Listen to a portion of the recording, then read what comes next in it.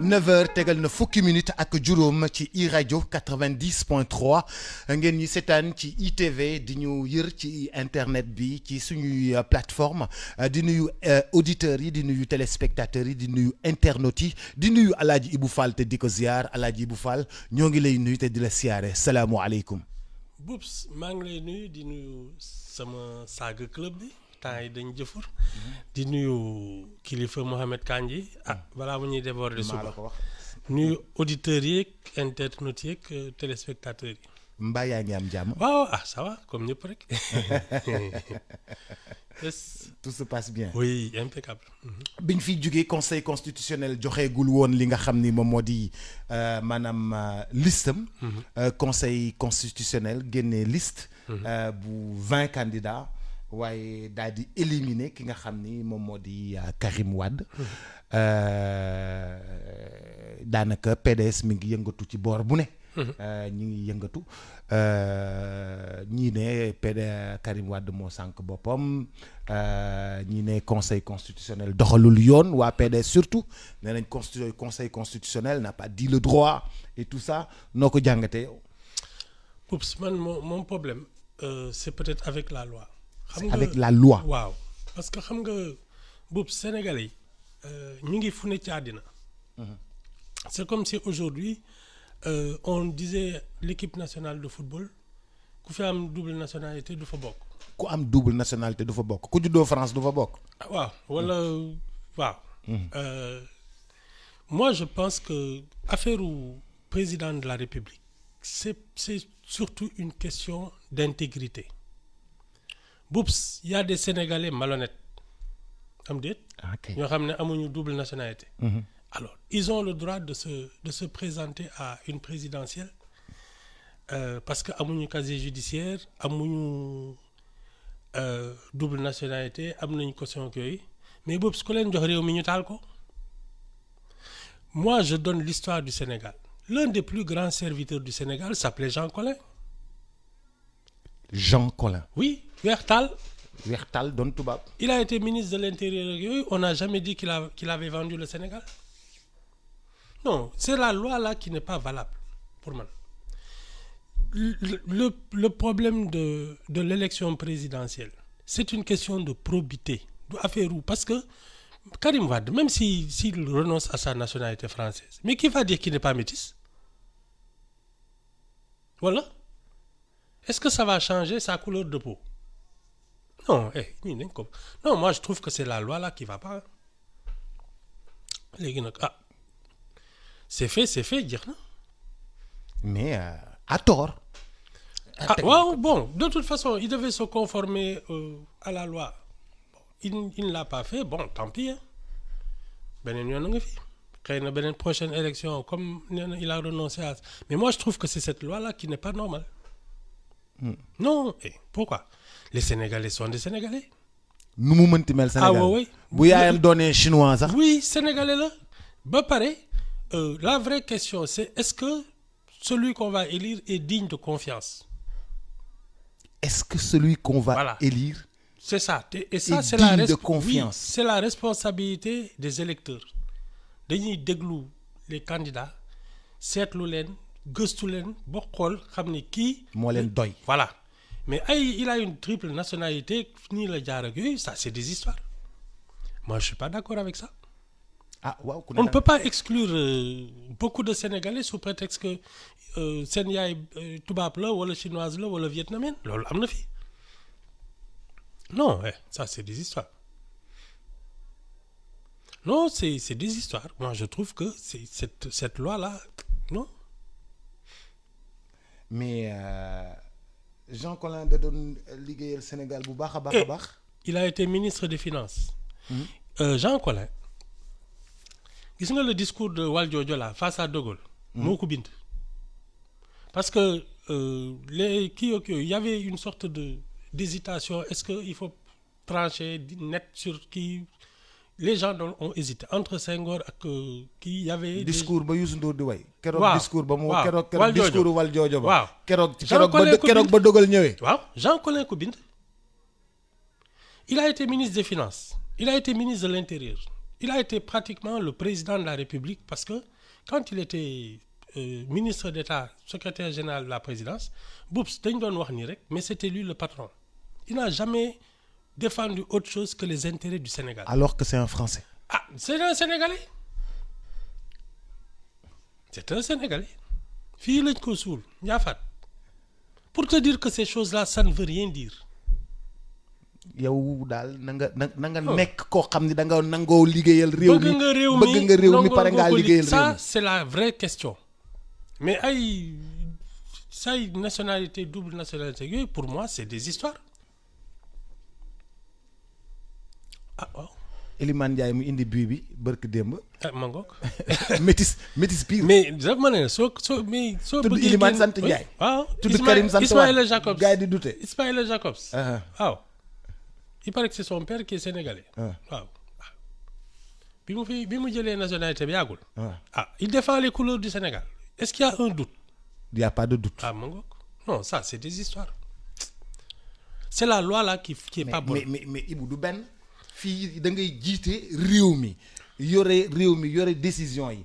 dañuy bañ fa nga njëkk a bokk nga jëlal ko part. non bàyyi ñu ñun. c'est des histoires. Il y a des Sénégalais qui vendraient leur pays pour rien du tout. Des Sénégalais. Oui. De vrai. Oui juddu fii màggee fii seen maam yeeg yëpp ne fi. Ils vendront leur pays pour rien du tout. Loolu moom bul sonn sax. Il y en a qui prennent la nationalité et qui défendront les intérêts du Sénégal jusqu'au bout. Jean Collin ngi nii. Attends. Ah non, ça c'est des histoires. ay nit ñu ñuul ñoo jaay ay nit ñu ñuul ñu yóbbu leen Amérique. Exactement, voilà. C'est ça. Non, ça c'est une fausse c'est un faux prétexte. Il faut durcir les conditions, mais pour man, c'est une question d'abord de probité et de compétence. Il faut être compétent pour diriger un pays. Mais ay affaire kii nationalité bi, c'est-à-dire yaay ji il est trop clair pour être honnête yooyu moom vraiment non. du ay wax. non. waa PDS nee nañu conseil constitutionnel dañ ko war a tas. non PDS dañu fontuwaay ça c'est des histoires. ah waaw mais parce que non. bu tranché woon en leur faveur. duñu wax loolu mais c'est ça. Ça c'est des histoires. Le conseil constitutionnel moi je dis il a fait son travail jeex na. Léegi nag ceux qui n'ont pas fait leur travail ils n'ont qu'à s'en prendre à eux-mêmes. Moom bi mu xamee ne affaire bi c'était sérieux depuis 2019 il s'est présenté en 2019. mu bàyyi ba léegi di doog a ne j'ai obtenu ma nationalité moo tooñ boppam. Faut pas que les gens rejettent leur propre faute aux autres. Dañuy fontu. Boubs, un dossier il se constitue sérieusement. Tu avais 5 ans pour ça. Waaw ay affaire aux dernières minutes. Ça tu as même l'impression que ces gens-là manquent de rigueur et de sérieux. Ba pare bëgg a jiite réew mi. mais xam nga sa xarit bi Ablaye Wade moom visionnaire la woon bu muy dugal loi bi en loi moom moo dugal Ablaye Wade moo dugal loi bi a introduit la réforme sur la nationalité en 2011. mu ci jublu woon c'est Ablaye Wade même qui a introduit ça. xawma lu ko ci dugal mais vraiment moi je trouve que c'est une erreur parce que avoir la nationalité sénégalaise c'est avoir la nationalité sénégalaise Boubs. amul am nga beneen amul leneen tu es sénégalais maintenant le problème est-ce que tu aimes ton pays est-ce que tu es prêt à défendre ses intérêts est-ce que tu peux sortir ce pays de ses problèmes loolu moo tax ñuy wax mais pour moi ça c'est le sexe des anges. Oui. nañ ko bàyyee ne. oui. topp di loolu moom mënoo ko seet. oui. gannaaw loolu tamit ci xew-xew yi fekk ñu fi woon ki nga xam ni moo di conseil constitutionnel dafa valider ki nga xam ni moom moo di maanaam Bassirou Diomaye Faye. te candidat bi man li ma jaaxal mooy dafa nekk en prison. et puis son parti est dissous. bon man. et son parti est dissous. waaw en principe ci li ma comprendre woon mais nag léegi. Moi, je trouve que le Conseil constitutionnel a eu raison. Xam nga c'est peut-être l'administration parce que dissoudre Pastef, ça a été une mesure administrative. C'est pas une décision de justice. Mais ñoom suñu demee ba ne dañuy dissoudre Pastef ba pare c'est toujours la même administration ministère de l'intérieur ak yooyu ñoom ñooy organiser élection yi mais par cohérence mënoo dissoudre parti jël ensuite tu prends les responsables def leen ci kaso bi ne que ils ont appelé à l'insurrection que ba pare waa ji laaj fiche de parrainage Bassirou Diomaye Faye nga jox ko mu def chèque caisse de dépôt et consignation pour caution bi nga nangu ko jox ko attestation mais conseil constitutionnel il peut se baser que sur ça parce que même soo seetloo les motifs du rejet de la candidature d'Ousmane Sonko tudduñu dissolution Pastef ils ont dit qu'il a été condamné définitivement à 6 mois et ça le rend inéligible mais ay dissolution Pastef ak appel à l'insurrection il n'y a pas encore de décision de justice ils ont même pas parlé de la condamnation par contumace ça veut dire que te xam nga moom dafa joxe chèque ñu xam ne caisse de dépôt kii na ko su dul woon l'affaire Mame Mbaye Niang Sonko serait candidat parce que l'administration n'est pas allée au bout de sa logique tu peux pas prendre son chèque. mais kon administration bi. elle a manqué de cohérence. L'administration a manqué de cohérence. Ah oui. Ça c'est l'État, c'est l'administration qui a manqué de administration bi bu dissoudre parti ku bokk ci parti boobu kenn waru laa jox. fiche de parrainage waruñu jël sa chèque de caution. même administration bi moo nekk ministère de l'intérieur. fa ñu jëlee fiche de parrainage. même administration bi moo nekk caisse de dépôt et consignation. ce qu'ils ont le comporte et même parce que ils ont pris le chèque d'Ousmane Sonko. et ñoom jox nañ leen kii reçu. mais ces avocats ont présenté ça et ils ont dit effectivement kii dañuy jël chèque am et que c'est pas de sa faute s'il n'a pas d'attestation parce que jël nañ chèque am. C'est ça le problème. L'administration a manqué de cohérence. Ah oui, oui, c'est aussi bête que ça. Ils n'ont pas été logiques. Soit da nga koy bàyyi mu participer, soit nga ne du participer et donc tu ne lui donnes ni fiche de parrainage, tu ne prends pas son chèque. Dans l'histoire du monde. parce que nga gis un candidat boo xam ne prison la nekk. foog fàttaliku ma ko.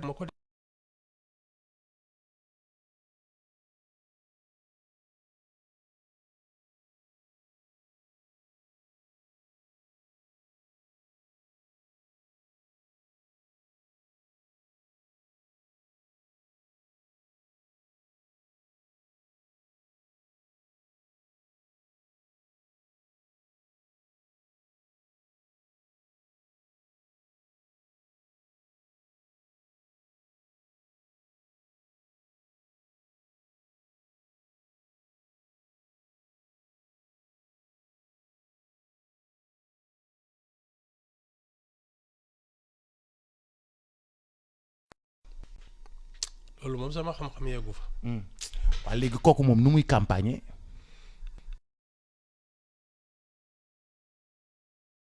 Vraiment laaj nga mbott geenam non mais tu sais et puis je te dis ce sont les Sénégalais qui votent suñu nee golo mooy la ñuy fal tax bu yóbboo ñu defaraat palais bi def ci ay garab ak ay nga xam ne golo mooy falu ce sont les Sénégalais ku nekk ak sa carte. ñoom ñooy fal loolu kenn mënu ci dara. léegi nag c'est la campagne qui va décider. Je suis un peu perdu. nga ne Sénégalais yi ñooy fal. waaw bu ñu nee rhinocéros la ñuy fal. bu yóbboo ñu defaraat kii bi. palais bi def si ay ndox noonu pour rhinocéros mën a am ndox. mu ciy tëmp waaw. bu ñu nee golo la ñuy fal nañ ci def ay garabu mango. pour golo mën a yéeg. ak i banaana. waaw de. lu ku ñu wax ni moom la ñuy fal. moom kenn mënu ci dara. non c'est la responsabilité de chaque électeur ku ci ne soo xoolee candidat yi. Et c'est pour cela que le talent sera important pendant la campagne parce que sénégalais yi ñooy voté ku ci ne nag yaa gis yaa xool dëkk bi seet nag et c'est important que chacun s'exprime parce que c'est ce jour-là Boubs que nous sommes à égalité. amul milliardaire nga amul sëriñ nga amul wal tu as ta carte d'électeur. dis ce que tu penses. mu jeex. Alassane daa bëgg bokk. Alassane Samba Diop yaramam dafa tàng neen daa bëgg a bokk. ayca Alassane waaw yaa ngi en direct. waaw Boubacar Diallo nuyu naa la. fay naa la Ibou Fall nuyu na la. nuyu naa Ibou Fall nuyu naa kër gi yëpp. dama doon am na benn précision rek ci par rapport à la nationalité exclusive. la nationalité. exclusive. exclusive waaw. loolu code électoral de 1992 consensuel ba Kéba Mbaye moo ko dugaloon ci code électoral bi. Maintenant bi ñu demee ba 2011 on a constaté que la constitution Sénégal il n'y a pas la notion exclusive. Et que donc la constitution est en contradiction avec le code électoral. ci lañu introduire le mot exclusive dans la constitution. boobu Abdoulaye moo nekkoon ci nguur gi. donc loolu mooy précision bi maanaam code électoral national exclusive bi c'est quand il y a eu le code consensuel de 1992 avec Kéba Mbaye. Abdou Diouf ne benn virgule du ko ci dindi. kon neewoon nañ di laal benn virgule ci code électoral boobu. bu ñu demee ba 2011 on a constaté qu'il y a une contradiction entre la constitution et le code électoral. ci la ñu change ci la ñu dugal ci constitution bi nationalité exclusive. waaw loolu c'est important pour auditeurs yi xam ko. mu leer seen bopp. exclusive. voilà c'est ça. d'accord mot bi am na mot bi le mot a tout son sens. a tout son sens waaw. te en 92 la woon nag. code électoral consensuel bi. ñoom Kéba Mbaye ñoom Abdoulaye Wade yëpp toog ci waxtaan ci code électoral boobu. te dañu dugalee nationalité exclusive. bi ñu demee constitution bi remarqué amuloon ci biir constitution bi. en 2011 de réforme. dugal ko ci biir constitution bi. en 2011. pour que constitution bi bañ a nekk en contradiction avec le code électoral. baax na. voilà. jërëjëf Alassane jërëjëf fu ñu toll woon sax ñu ngi doon wax ci. non le choix des électeurs. le choix des électeurs. électeurs yi ñooy tànn. oui ku ñu ne yow la. loolu waaw à 51%. su ñu ne kii daal la ñuy fal.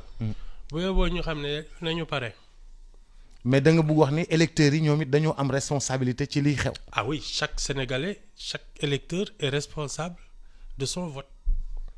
moo tax il faut être vigilant il faut bien choisir parce que nous sommes dans une situation aujourd'hui où tout est possible. 20 candidats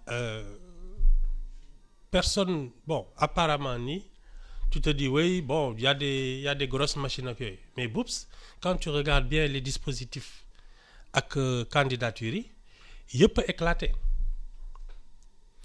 machine Benno Bokk Yaakaar elle est éclatée Yewwi Askan Wi elle est éclatée wàllu Karim Wade tas na bokkul donc tu vas avoir un électorat qui va se oui non et puis qui va se repositionner moo tax et ce n'est pas joué d'avance amu ci kenn ku mën a ne man maa fi favori bi parce que toutes les machines sont fractionnées. se valent. oui et puis sont fractionnées sax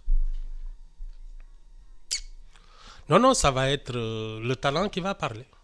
le talent des candidats. Et puis tu sais traditionnellement il y a toujours un invité surprise dans nos élections. loolu moom dafa yàgg am. comme Djibo Ka nu mu nekkee woon invité surprise. oui mais même Wade de 78 dafa ne salaamaaleykum il a fait à peu près 20% de l'électorat. Tu as toujours des bon la révélation mais il n'avait pas eu un grand score en 88 c'était Landing Savané les gens l'ont découvert à ce moment-là. Voilà bon Djibo Ka en 98 Moustapha Niasse en 2000 Idrissa Seck en 2007 Macky Sall en 2012 l'invité surprise il y en a toujours. Ibou Fall yow.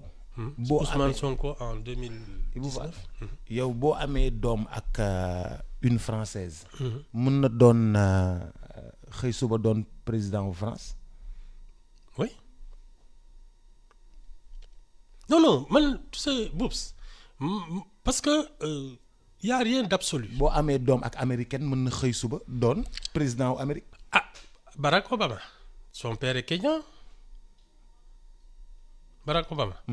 Son père est kényan moom dafa juddoo Amérique yaay ji nekk Amérique. il est né à Hawaï xaw ma. mais oui son père est kényan te nëbbu ko non ñun ça lii taxawul. ñun dañoo xaw bizarre. non taxawul c'est pas tu sais c'est le pour moi, c'est le talent politique, la probité. C'est sur ça qu'on doit... Parce qu'un président, c'est vraiment une vraie personnalité. Capable de défendre les intérêts de son pays. Personnalité de développer forte. Et puis, voilà, capable de sortir notre pays là. Parce que nous, on ne peut pas faire des chichis. Les Sénégalais sont fatigués. Bëgg nañu vraiment nekk dans un pays où il fait bon vivre. Yëpp di jaar yoon yëpp kii mais alors quand tu as des gens qui sont compétents qui sont sénégalais et qui veulent défendre les intérêts de leur pays qui veulent le sortir du sous-développement nga naan yow sa yaay kiiwul je trouve que ça c'est un argument trop léger. Sénégalais là c'est tout. On ne choisit pas ses parents et on ne choisit pas le lieu où on est. Ah, attends, non, ça c'est des histoires. mais Ibou man ba tey dama am benn problème ak campagne Bassirou Diomaye Faye. mais naka lay. munoo ci campagne dañ koy fekk déglu ma rek dañ koy fekk prison. filmer ko. xaw ma ci dara xaar rek. waaw dañ koy fekk prison filmer ko. muy def message am dafa war a génn. ñu takkal ko bracelet électronique. Parce que là, on peut pas, je pense qu'on ne peut pas ni filmer ni photographier quelqu'un en prison. waaw loolu moom ni filmer ni photographier. dañ koy takkal bracelet électronique mu génn. dañ koy defal liberté provisoire mu génn dem campagne yi bu guddee mu ñibbi prison. c'est quoi la formule. c'est quoi dara. Non, pour te dire l'incohérence de l'administration. dañ koy takkal bracelet électronique bu guddee bu fekkee ni dem na ba Fatick camp def fa meeting bu guddee mu dem fanaan prison Fatick. Non, je ne pense pas. mais non, de toute façon si on le sort parce que quand même on peut parler de il y a une notion en droit comme représentativité comme suffisante mooy wóor na ne yow doo daw. wóor na ne yow doo daw. waaw normalement puisque le Conseil constitutionnel considère qu'il est assez digne de confiance pour aller aux élections. Normalement on doit pouvoir le libérer. loolu moom je vois pas de surtout qu'il n'y a pas de décision de justice qui le concerne on doit pouvoir le libérer. liberté provisoire. ah waaw normalement. waaw léegi liberté provisoire mu dem gagner après. ah ñoo xam de Sénégalais yi daal ñoo xam. non je dis bu ñu la liberté provisoire. après.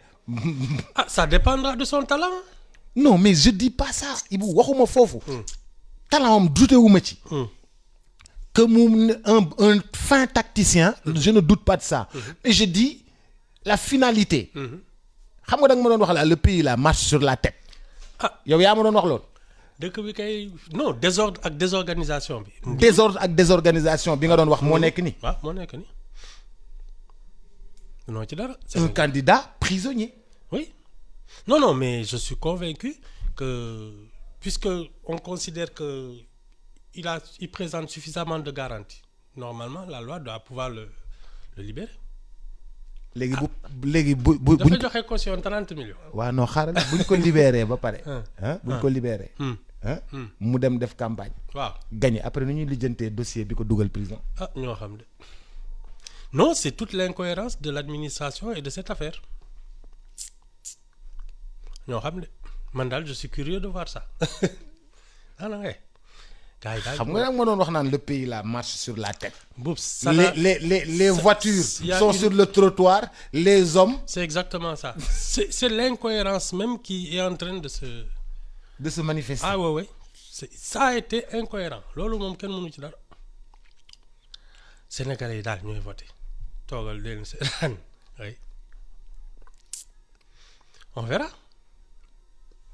non mais vraiment. trois semaines de campagne. Ce pays-là, mais vraiment. Non, mais de toute façon, moi je pense que l'administration a été incohérente. Dans le monde, c'est clair. Ah, c'est une affaire là. Non, mais Ibou, c'est une affaire là. Ñun ñëpp. Non, parce que de toute façon, man. Ibou, lan laa gën a suñu affaire la ñun ñëpp xam nga lu tax. xam nga lu tax. yow nee nga ma bu ñu nee rhinocéros mooy falu. dañuy dem palais ba def fa ndox. damay bañ génne exemple boo xam ne da lay naqadi. non génneel rek man miis naa la. du yéen a fi fal Ahmed Aïdara. jeex na. yaa ngi ñuy tooñ de. ah waaw ma ngoog. yaa ngi ñuy tooñ de. yéen a fal Ahmed Aïdara moom. yaa ngi ñuy non tooñ les de. Sénégalais vont voter et puis mu jeex. Moi je suis convaincu Mais que xam non nga- il peut tout se passer dans cette élection. tout peut se passer ci élection. Ouais. mais Ibou est-ce que gis nga tournant bi suñu réew nekk ci tournant bi ñu toll fi mu ne nii. Non, mais moi, de toute manière, ça exprime d'abord une faillite de notre éducation et de notre citoyenneté. Parce que ces incohérences-là, non, c'est le pays qui est comme ça. Et aujourd'hui, il peut tout se passer aux élections. On peut toggal seetaan Sénégalais yi ak seen carte. Ku ci nekk daal soo yeewoo dimanche dem sànni sa carte dem toog xaar résultat yi su ñu ne diw falu na ñu ne kon bismillah ayca yéen a ngoog di jum ci ay virement. Ibou dag ñoo nennu rek. ñun waa Géejawaay dag ñoo nennu rek. dag ñoo nennu rek mais. dañ la koy baal. Ah, d'accord. duñ la ko toppee. mais quand même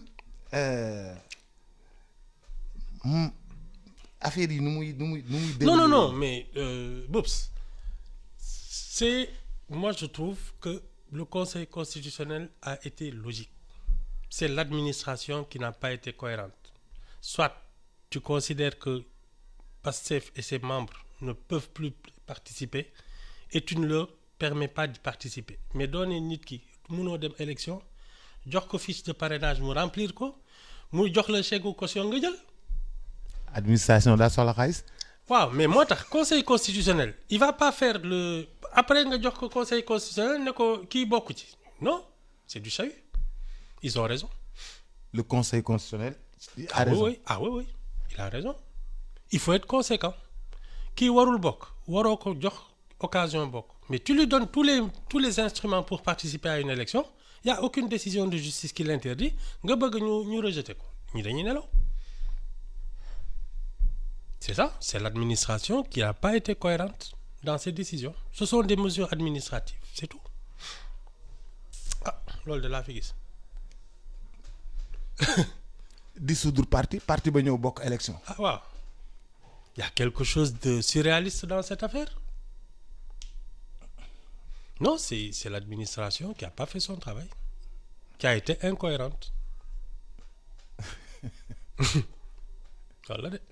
Non, mais de toute manière, ce sont les Sénégalais qui votent. mais xam nga on est à un tournant. Non, ouais. Si. Boups. Moi, je suis convaincu que nous avons un État solide. Nous avons une vieille tradition d'élection et nous sommes une démocratie. Wax jay bare rek mais les gens vont exprimer leur vote ki ñuy fal ñu fal ko mu def fi 5 ans ñu seen ndax mën na ak mënul su mënee ñu doolil ko su mënul ñu génne ko fi kenn du fi yàgg. Boups Abdou Diouf daanu na Wade daanu na Macky Sall nee na dematu nga xam ne dara yooyu yëpp fekk nañu fi man sax fekk naa fi Senghor yow foo nekkoon. mais non, c'est l'administration qui a manqué de cohérence. Soit il fallait pas les dissoudre et leur permettre d'y aller. Soit tu dissous leur parti et tu dis ñi bokkutuñ ci jeu bi. Mais tu peux pas faire l'un et l'autre. C'est ce qui s'est passé.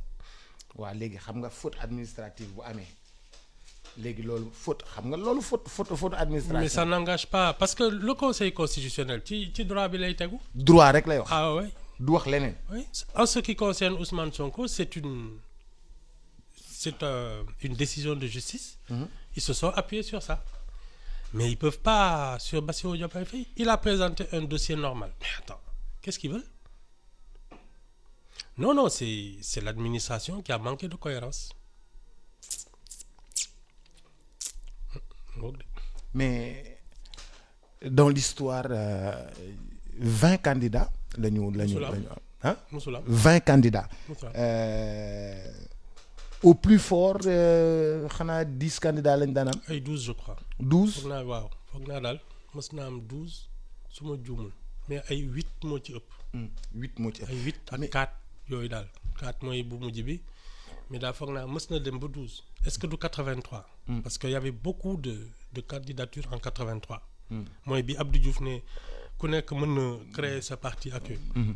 foog naa ca boobu la am beaucoup de candidats su ma juumul. léegi bu ñu duggee voté dañu war a nit ku nekk da nga koy xaar mu jël 20 bulletins. waaw. 1 2 3 4 5 6 7 8 9 10 11 12 13 14 15 16 17 18 19 20. Et puis tu as vu le coût de. Le coût des imprimeries. bulletins? Le coût de l'imprimerie. Oui. dama ubbi imprimerie gaaw te postuler. muy 20. 20 après nga dem dugg ci isoloir bi waaw. seppi benn. après seppi benn def ko ci enveloppe. après ñëw voté. waaw. non y a pas de souci. chacun si ku nekk bu la jëlalee 3 minutes bu dee maire bu màgget mu jëlal ko 5 minutes bu dee kuy soox ku ñu jàpp ci ku ñu jàpp. di ko dimbali mu jëlal ko 5 minutes on va passer. dina guddee moom. dinañ guddee de. dinañ guddee de. dinañ guddee trop de dinañ guddee moom mais bon de toute façon nu mu tudd. Le nombre d'électeurs ne va pas changer. Ça veut dire que tu as beau mettre plein de bulletins, mais l'électorat ne change pas. C'est-à-dire ben bulletin la ñuy kii donc li ñuy seppi moom c'est-à-dire que ci nu mu tudd peut-être que dans la démarche ñëw jël 20 dugg kii yooyu xëy na foofu on va perdre du temps mais lii nekk ci urne bi ça va pas gonfler. Ça va pas changer. Non électorat bi il n'est pas élastique. ñi voté nañu il y aura un taux d'abstention. Donc c'est ça la seule différence c'est que effectivement entre jël 4 bulletins ak jël 20 il peut y avoir 1 minute de plus quoi soo ko multiplier nag par l'électorat moom c'est beaucoup de temps mais une fois qu'ils ont voté foog naa dépouillement bi moom il va pas être compliqué. Alassane yegsil ci nga bokk. yegsil ci nga bokk. C'est l'exposé des lois. Ok. En 91. ci nga bokk Alassane. waaw Alassane yegsil. non vas-y. yegsil non expliquer ko. yegsil. yaa ngi jëpp xam-xam. yegsil yegsil ci nga bokk. ci nga bokk. Non dama leen doon indi juste exposé des lois. bi xamante ne li war la ñu dugal loi sur la nationalité. Décret bi xamante ne mooy ordre de la présentation à l'Assemblée nationale projet bi. Loi portant révision de la Constitution. Le président de la République décrète. Article 1er, le projet de loi dont les textes sont annexés au présent décret, président de l'Assemblée nationale par le garde des Sceaux, ministre de la Justice, qui est chargé d'en exposer les motifs et d'en soutenir la discussion. Le garde des Sceaux, ministre de la Justice, délégué chargé des relations avec les assemblées sont chargés en chacun ce qui le concerne de l'exécution du décret. Décret boobu la ñu dugal après le code électoral consensuel en 91 introduire la nationalité exclusive dans le code électoral. Maintenant bu ñu demee comme ni ko benn waaye wooye léegi jox ma affaire bi ma expliqué ne na c'est la même année la ñuy dugalaat ci biir constitution bi la nationalité exclusive ci constitution bi. tey suñu confrère témoin bi nañu benn article ci loolu ci témoin tey mi ngi ko liiree tey dañoo ne ainsi le conseil constitutionnel suite au recours introduit par Thierno Alassane Sall autre candidat qui a attaqué Wade fils pour sa double nationalité le leader de la République des valeurs n'a fait qu'évoquer l'article 28 de la Constitution que le président Wade alors au pouvoir avait fait voter par voie référendaire le 7 janvier 2011 mais il ne savait pas qu'une telle disposition, une fois promulguée, allait avoir comme première victime son propre fils. C'est aussi cela la vie. loolu témoin moo ko bind. témoin moo bind loolu tey. moo bind loolu tey. waaye ñu juriste yu mu waxtaanal tey. su ma wootee suba si nee nañu affaire exclusivité bi. code électoral moom code électoral 91 bu ñuy waxtaanee bu génnee code consensuel 2092 bu Kéba Mbaye ñëpp dekkoon nañu foofu. Ablaye bokkoon na ci waxtaan bi ñoom ñëpp.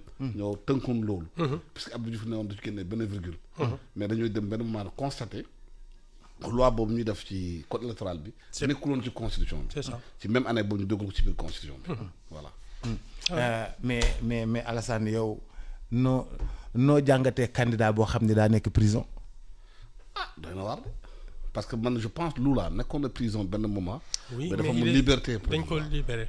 mais au Niger le cas de figure s'était présenté. L'ancien premier ministre Ama Amadou était en prison. Il y a eu campagne électorale il a battu campagne à partir de la prison. d'accord maanaam ñi nga xamante ne ñoo ko toogaloon parti am dem nañu campagne yi di wax waxam. fekk moom mu ngi ci kaso bi. waaye mujjul luñ koo fal. kooku c'est au Niger. Ama Amadou ancien premier ministre. En tout cas, je sais qu'on ne peut pas filmer un prisonnier et on ne peut pas le photographier. Non, l'image normalement. Voilà, c'est pas possible. Je sais pas aussi c'est une question ay questions yu bëri yu posé wu. tey CNRA temps d'antenne bi naka lañ naka war a gérer par rapport ak candidat boobu est-ce que candidat bi moo war a wax ou bien est-ce que moom mooy yebal ñu ko waxal. C'est des questions auxquelles le CNRA doit répondre parce que c'est une situation peut-être première inédite au Sénégal. Sénégal fii xëy na inédit c'est la première fois qu'on vit cette situation au Sénégal mais il faudrait bien que les gens trouvent une solution. Ah ouais. Bracelet électronique c'est une solution. waaw loolu yëpp am na. Liberté provisoire c'est aussi une parce que les avocats de Diomaye disent qu'ils vont introduire. Une demande de liberté provisoire. Ils ont raison. Une demande de liberté provisoire. waaw pour permettre mu battre campagne. bu battre campagne. waaw bu gagné. waaw. day dellu prison. déedéet da ngaa gis président bu dem prison. loolu kay bu nga pale la jëm. mais. après chef de l'État après. waaw mais problème yu mu am ak justice nag. yow amul da koy aj. dañ koy aj. waaw. parce que moom mu def mandaam ba pare. ba mu def mandaam ba pare. Lula c'est comme ça que ça s'est passé au Brésil. day def mandaam ba pare. waaw après ñu lijjanti beneen problème. pratiquement Lula noonu la demee woon Brésil. Il était en prison après mu génn jël kii bi. génn da ngaa dégg ñu wax Lula day delluwaat ou bien am na poursuite. man damay laajte rek. déet dama xamul. c'est-à-dire ngir ay cas de figure yi nekk fii rek même Trump instant bii nii bu États-Unis am na ñu ko porter plainte mu ngi justice mu ngi waxtaan mu ngi dem diggante tribunal ak meeting. tribunal ak campagne bi. waaw. campagne bi dem tribunal en même temps pratiquement. mais ñun Sénégal lan moo tax ñu bizarre. non on n'est pas bizarre. non on est bizarre il faut li may wax ne le pays là marche sur la tête. oui mais yow yaa ne situation bu inédite la. inédite la waaw mais xam nga loi justement nag waa na situation bi mel ni nag mel ne loi juriste ñoo koy defar ay nit ñoo koy tëgg. c'est ça Assemblée nationale dañuy trouver benn solution par rapport à ça réfléchir. dina am jurisprudence. loi bu amee. bu dara xewee. dafay am lu ñuy xamante ne kii ci réfléchir. def ko jurisprudence. lu muy indi loi parce que loi bi du ay jinne ñoo koy voté de. ay nit ñoo koy voté ñooy def Assemblée nationale. ñooy defar loi yi. ay nit ñooy réfléchir trouver solution ci loolu. man daal Sénégal est-ce que man daal Sénégal yow Guinée nga dégg naa xeexu journaliste sénégalais Guinée yi. mais Alassane man Sénégal dafa ma dépassé. dafa ma def c'est un pays intéressant. c'est un pays intéressant. waaw balaa ngay xam loolu nag nga génn sous région bi. Sénégal am na démocratie de. bu baax non ça c'est clair. aéroport Gambie bi rek boo fa de cëpp. xam ne nekkoo ci démocratie. boo demee Togo dem Bénin. dem yeneen réew yi nekk sous région bi. tu sais que vivre dans un pays libre tu marches droit moom. vivre dans un pays libre c'est mais boo important. fi nekkee da xamoo loolu nag. soo génnee ci bi daa xam. waaye seen xool. waaye seen sous région bi xool. maa ngi dem aéroport Guinée. ay. wàcc aéroport Guinée xam ne lépp dëgg lay ber wala sekkee laal foo looy wut fii looy def fii looy def affaire yooyu doo def moo neex de. Sénégal fii rek ngay ñëw aéroport ngay tampal de laata foo jëm. dañ ne rek ban adresse ngay jëm. nga joxe adresse. waaw nga daal di dem sa yoon. nga ne hôtel nga daal di dem sa yoon. moo tax bëgg bu ñuy wax lion yi la lion la teranga teranga mooy lan lion du teranga. lion lekk yàpp rek. lion lu muy booy teranga day dóor rek mu daan nañu bàyyi teranga ji dañu génne lu tubaab bi ñoo indi tubaab bi ñoom Philippe Diouf ñoo boole équipe nationale ak lion de la teranga loolu mooy lan. non c'est le pays de la teranga. mais lion yi duñu teranga. mais c'est le pays de la teranga. gaynde du teranga xamul loolu. gaynde lu mu xam. xeex rek gagné avancé dem jël deuxième coupe bi. maa la wax loolu. mais li ma laaj Ibou Fall léegi nee naa ko 20 bulletins la ñuy teg. waaw xam nga da nga ne tamit c'est une situation inédite. problème la dina yàgg. c'est une première. dina gudd. boo calculer kuy jël bulletin bu nekk dina dafa mooy 5 minutes électeur bu nekk. papier yu bëri yi am 20 xam nga en 2012 il était 14 2000 bii pas 5 2019. bii 20 lañu. temps boobu dañuy def ci kii boo calculer est-ce que ñëpp daañu mën a voter. ban heure la ñu war a tëj bureau de vote yi jël 19 heures la war a tëj. 19 heures ñu war a tëj. Sénégal habitude vote yi nii lañ koy fonctionner en général Sénégal. paa yi bu ñu yeewu suba teel bu ñu jullee juma dem voter.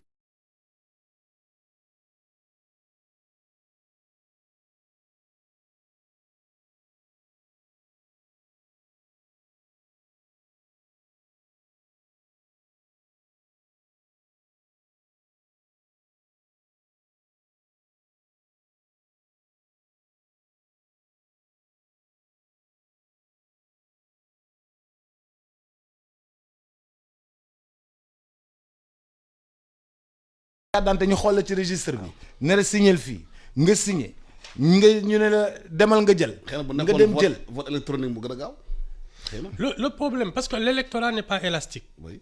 mais kii bi. rang bi. voilà rang bi pour jël say. contrôle bi parce que boo jëlee. dañ lay seet ci registre bi. boo jëlee bulletin. non boobu sax c'est pas du c'est le temps de choisir ces bulletins.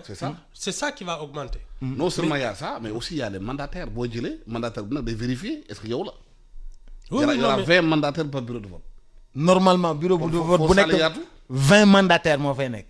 candidat bu nekk daa koy toogal foofu. waaw te boo jëlee sa carte candidat bu nekk. dina ko vérifier dëggam yow la. xool sa carte d'identité xool sa visage. ça prend du temps c'est clair. RDC dañoo def ñaari fan la ñuy war ñoom foofu.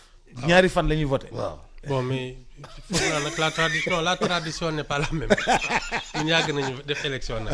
non. affaire bi. xanaa yokk heure d'ouverture. non am na foo xam ne amuñu lumière Ibou bul yokk. teelu ubbi amuñu lumière guddee tëj. amuñu lumière. parce que ay sam papa temps vote dama daan gis sam papa yore lampe pétrole. sam papa xam nga ci administration bi la nekk dama gis mu yore lampe pétrole.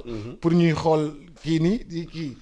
non mais en tout cas les heures de. c'est vrai Khalifa Sall nekkoon na prison pendant législative. waaw mais Khalifa Sall. waaw législative la woon. mais lii c'est le candidat à la présidentielle. bien sûr c'est différent. non c'est pas la même chose. bokkul c'est une liste législative. liste la waaw. jërëjëf Alaaji Ibou Fall. waaw xam naa ba suba ak jàmm. dégg nga Ibou Fall lu mu wax. mu ne ma sénégalais yi daal ñooy voté. bu ñu décidé ne rhinocéros mooy dem palais. nañ fa def ndox rhinocéros bi mën a dugg ci ndox mi. loolu mooy démocratie bu ñu décidé ne golo mooy falu. nañ fa def ay garabu mango. ak banana. loolu mooy la voix du peuple c'est la voix de Dieu. c'est le peuple qui décide. c'est le peuple qui décide bu ñu fal ne yow la. kenn mënu ci dara. yow rek la. bu ñu nee du yow nag. du yow. jërëjëf Alassane Samba Diop. merci beaucoup jërëjëf El Hadj Ibou Fall ba suba ak jàmm.